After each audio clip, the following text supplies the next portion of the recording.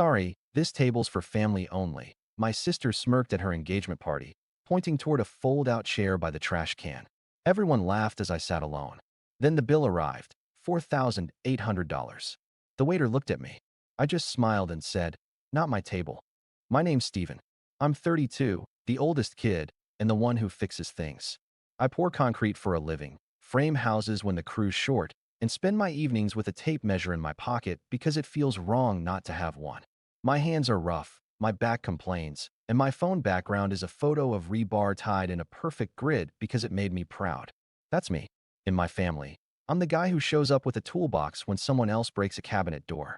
I'm the one who does the heavy lift so nobody else has to. Not because I'm a saint, because it's easier than arguing. I've got a younger sister, Kelsey, 29, marketing smile, expensive nails, fiancé named Ethan who wears loafers without socks and says things like, "We curate experiences." Mom adores them. Dad says they have vision. When I talk about pouring footings before the frost line, people nod like I'm speaking weather. The engagement party was at a nicer place than any of us had eaten at before. White brick walls, industrial lights, a bar that looked like a magazine photo. I wore a clean work shirt because I came straight from the site. I scrubbed my hands in the truck with orange pumice soap, but the lines of the day were still under my nails. I brought the gift Kelsey wanted, a cash envelope tucked inside a card with a gold bow. Not a toaster, not forks. Cash is more flexible, she'd said in the family chat. I remembered that word. Flexible. When I walked in, I saw the main table first, one long rectangle with a runner and little candles in glass cups. Everyone I knew was there. Mom, Dad, Aunt Linda, Ethan's parents, Kelsey's friends from Instagram. I lifted a hand. Kelsey saw me, and the smile on her face shifted 2 degrees. She stood, smoothed her dress, and met me halfway with a hug that didn't touch. "Hey, Steven," she said, inches of perfume between us. "Hey." I held up the card. "Congrats." She took it with 2 fingers like it might smudge her nails, then glanced past my shoulder toward the hostess. I looked at the table. No empty seat. Just place cards with scripted names. A tiny rectangle that said, "Family." "Where should I sit?" I asked, keeping my voice light. Kelsey lifted her chin. "Sorry, this table's for family only," she said, smiling with her teeth. She pointed toward the back of the room. "We set up a spot for you." I followed her finger. Past the bar. Past the bathroom sign. Near the service door, there was a fold-out chair by a gray trash can with a swinging lid. On the chair, a napkin and a fork wrapped in paper. No plate. Someone at the long table laughed. Then another. It rolled like a low wave down the linen runner. I waited for a beat. Maybe a joke. Maybe a just kidding. Ethan leaned back in his chair and called out, "We figured you'd want somewhere quiet, man. You know, since you get off work late." Mom didn't look at me. She poured herself water and said to no one, "He's fine." My face got hot, but my hands stayed still. I stared at the trash can and the silver handle that had little fingerprints on it. The service door opened, and a busser wheeled out a bin of plates. He looked at me, then at the chair, then back at me. He whispered, "You good?" Like he had walked into the middle of something. "I'm good," I said. I took the fold-out chair. The metal legs scraped the concrete floor. The sound made a few heads turn and then turn away. At the main table, someone started a toast. I heard my name once in a list of thank yous. And Steven, who's always so reliable. Then the chatter swallowed it. From my corner, I could see Kelsey's profile. The perfect swing of her hair. The way she pressed her napkin to her lips after she laughed. My chest felt tight and small. I took a breath like I do when I'm under a house, crawling, trying not to think about the weight over me. A server brought me a plate balanced on a hand like a tray. "Sorry about the seating," he said under his breath. "They told us to put you here."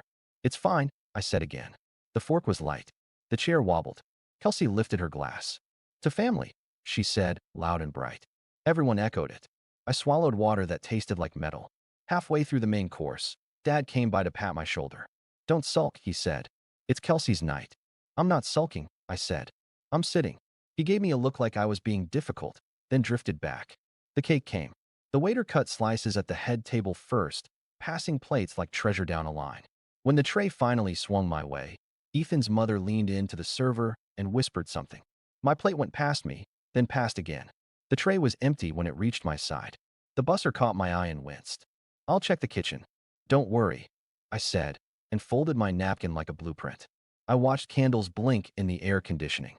Later, maybe an hour, maybe more, the room went quiet. A bill presenter showed up at the head of the table. The manager whispered to Ethan. Ethan smiled and tapped the knife to his glass.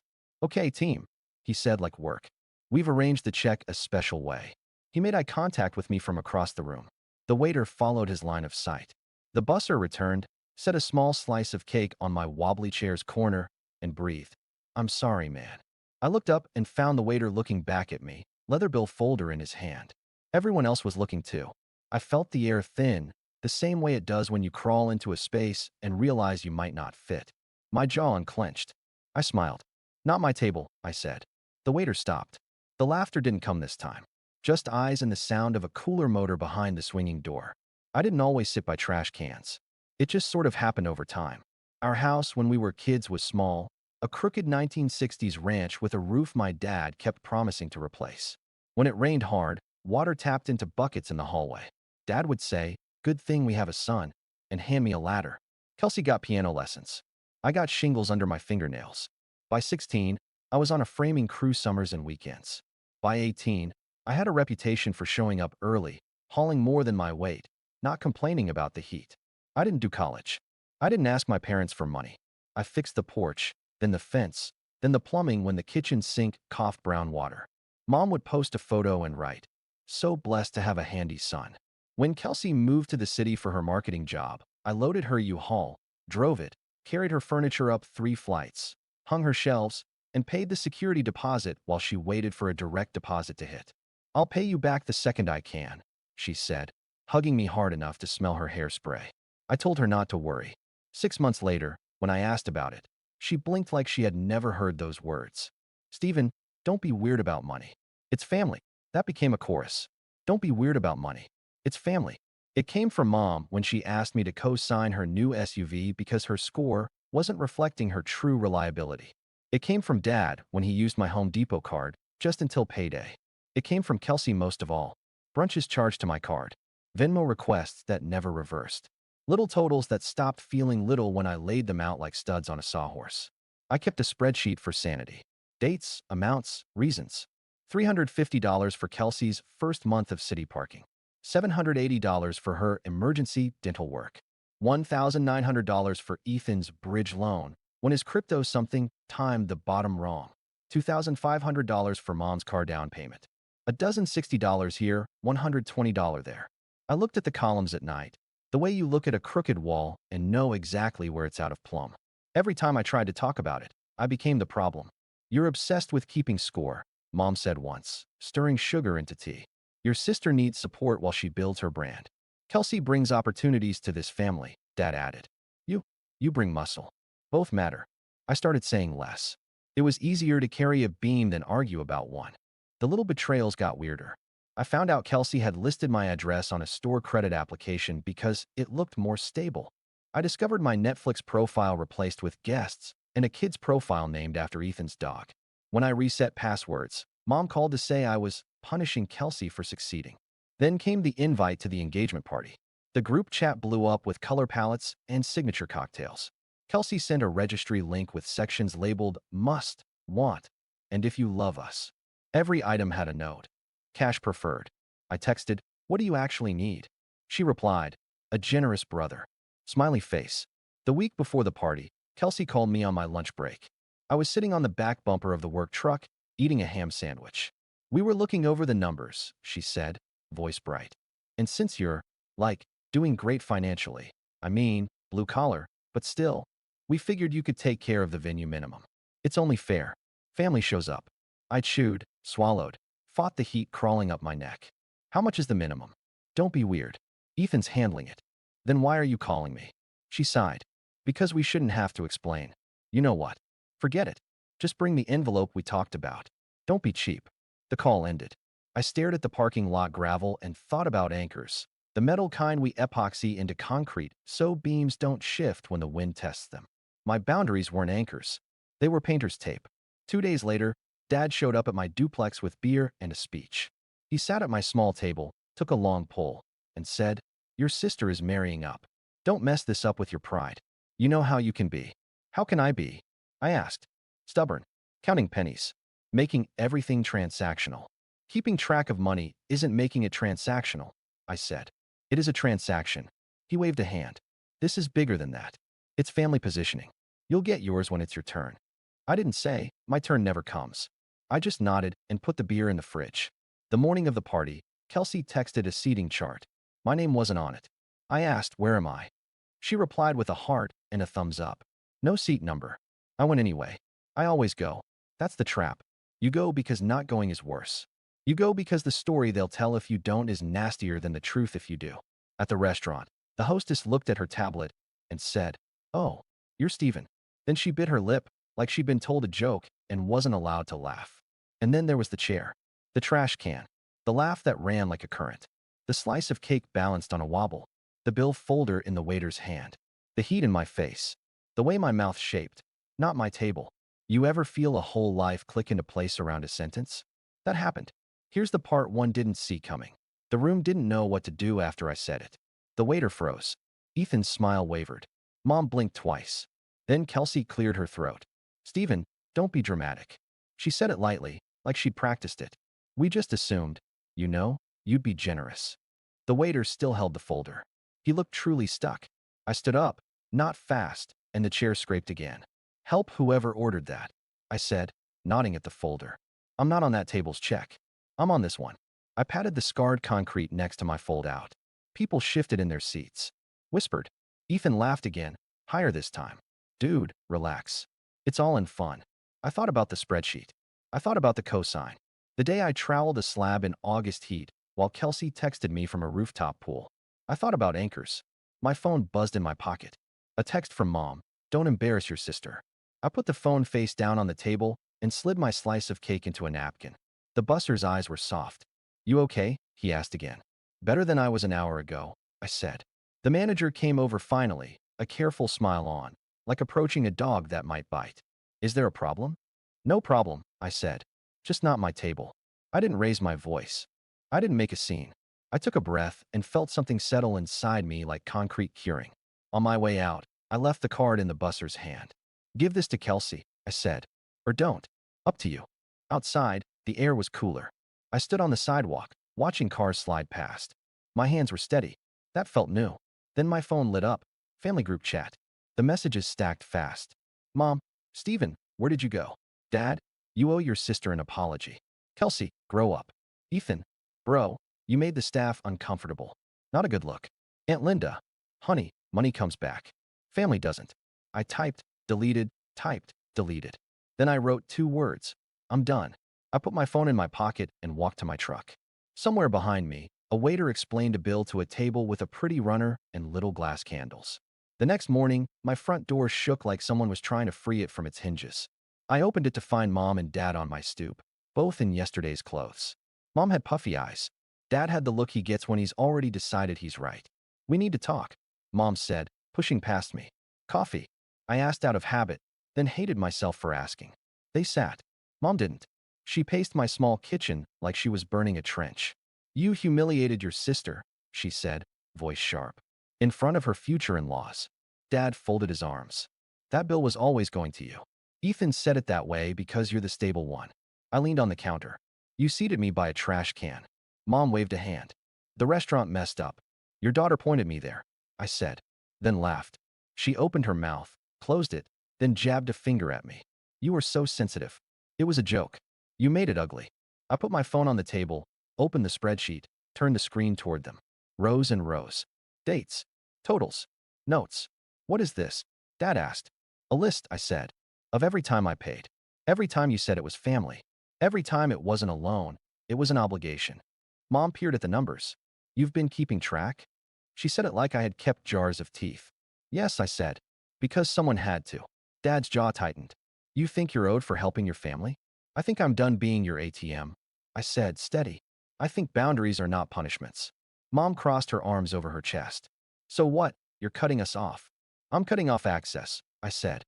"To my cards, my accounts, my time when it's not asked for with respect." Dad snorted. "Respect?" You stormed out. "I left," I said, quietly, after being told I wasn't family.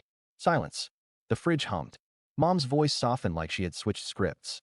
"Sweetheart, we didn't mean it that way. Your sister is stressed. Big day. Emotions. She needs you." "No," I said. One word. It felt like taking the weight off a jack. Her eyes widened. What did you say? No, I repeated. Not this time. Not anymore. The answer is no. Dad stood, hands on the table like he was about to lift it. You're making a mistake. Family is everything. Family is not everything, I said.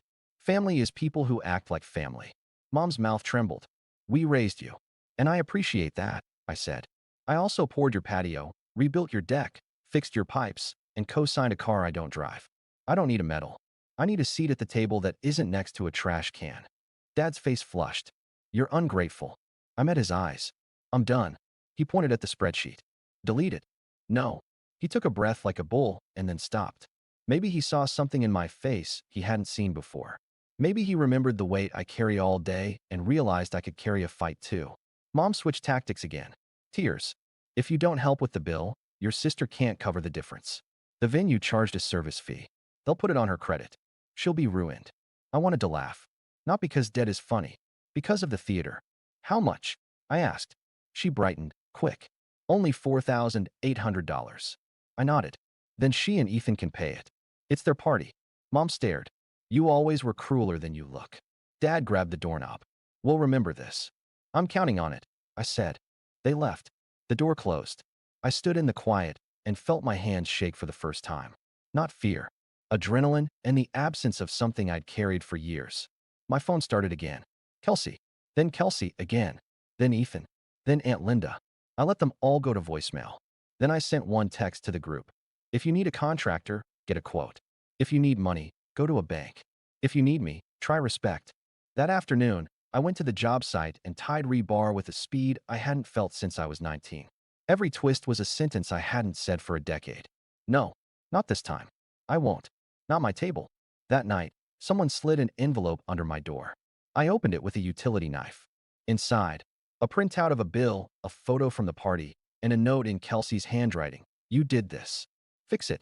I took a picture of the note, filed it in a folder, and put the original in the junk drawer with rubber bands and old screws. The photo showed me in the background by the trash can, eating cake. I printed that one and taped it to my fridge. The first day after a boundary is quiet. People wait to see if you meant it. The second day gets loud. I woke up to 26 missed calls and a new group chat titled Family Intervention. The first message was from Aunt Linda. We need to reset expectations. The second was from Mom. Your sister's credit card was declined at the dress fitting because of the venue hold. She's hysterical. Fix this. I made coffee and read every message like it was a work order. Then I put my phone face down and ate eggs. At 9:07 a.m., Kelsey showed up at my place with Ethan, both in sunglasses. She didn't knock. She rattled the handle until I opened. You're unbelievable, she said, sweeping in. Do you know what you've done? Set a boundary, I said, stepping aside so they couldn't push past. Ethan tried to smile. Bro, no hard feelings about the seating. That was Kelsey's idea. We were playing. Kelsey shot him a look. Ethan. Then back to me. The venue charged my card. It overdraft. I have a blocked account now. Do you understand overdrafts? I do, I said. Banks charge fees when you spend money you don't have. Her jaw worked. You've always been jealous. Of what? I asked. Of my life, she said, gesturing at her outfit, her ring. Of people liking me. Of not having to live covered in dust. I looked at my hands. The small cuts. The strength. I like my life, I said. Ethan exhaled. We just need you to front the difference until the wedding gifts clear. There are no wedding gifts, I said. This was your engagement party. He blinked. Semantics. Kelsey leaned in, voice low. Mom and Dad said you'd do the right thing. Don't make them choose. They already chose, I said. They sat at your table while I ate by the trash. She threw up her hands. God, you're dramatic. Fine. She dug into her purse and slapped my card on the counter. My card. The one I'd canceled 3 months ago. Happy? We found this in Mom's junk drawer. Was that part of your spreadsheet too? I picked up the card, turned it in my fingers like a fossil. Leave, I said. She scoffed. You can't kick me out of my brother's house.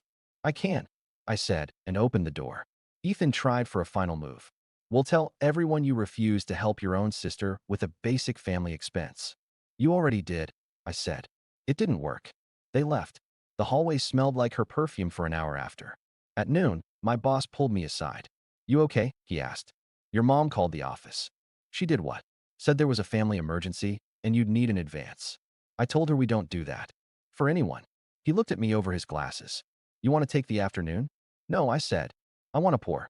We poured a walkway behind a small brick house for a retired teacher. She brought us lemonade and told us her late husband used to lay tile. I liked the way she said used to without apology.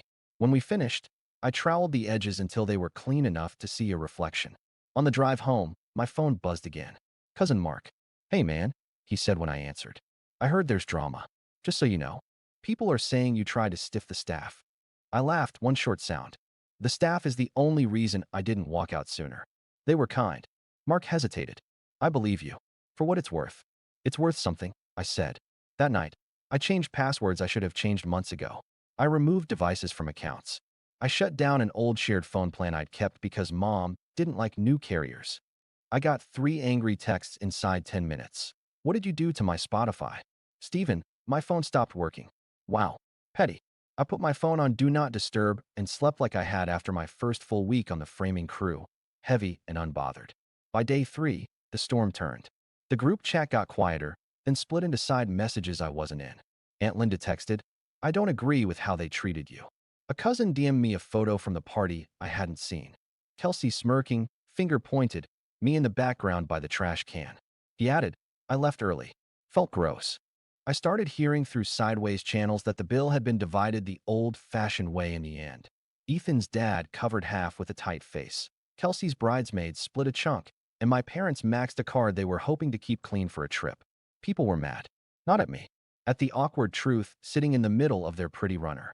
Mom called again and left a long voicemail that began with, I hope you're happy, and ended with, when you need us, don't expect us to show up. I saved it with the others in a folder named Policy. I went to work. I came home. I did not answer the door when someone pounded late and shouted my name. I bought a new deadbolt, installed it, and oiled the hinges on my own time. The quiet after that was different. It wasn't punishment. It was space. In the space, other things grew. I said yes to a Saturday side job for a woman who needed a wall opened between her kitchen and dining room. She told me her contractor ran off mid-project. I finished the framing in a day, called an electrician I trust, and left the place broom clean. She paid me and then pressed a tip into my hand like I'd returned something she thought was gone. You were respectful, she said, like it surprised her. I shrugged and said, it's not hard. I started lifting with a friend in the mornings again.